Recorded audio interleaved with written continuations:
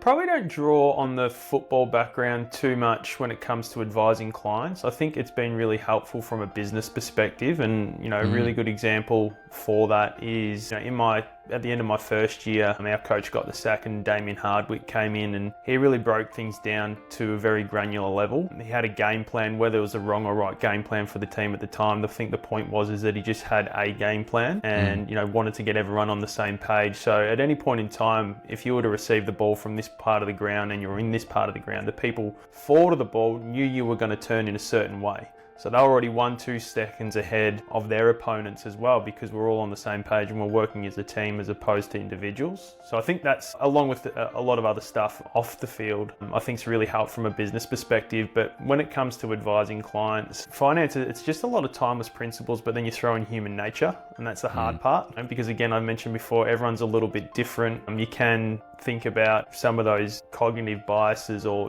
the fundamental ways in which humans work and use them more to your advantage. And a lot of that probably hasn't come from football. It's more just coming from, me being curious and having a desire to learn about that sort of stuff. So, through the books behind me or, through courses or other mentors I've worked with, I've sort of found that the hardest part of being a financial advisor, and the most valuable part too to the clients, is just understanding human nature and how you can help use that to their advantage as well. I think so. Yeah, and again, none of that really came from football. I was always the client in football, so I was on the end of the coaching, whereas now sort of in this relationship, I'm more of the coach. So that's sort of a skill I've probably had to go and learn a little bit more post-football. Yeah, that makes sense actually. Business is more structure and having a game plan, and then the client experience is more like riffing on almost like an art form where you're bouncing off how are they coming in, what sort of person are they, and it's more malleable and just like fluid around that business structure. Yeah, that makes a lot of sense actually. And it also comes from having played,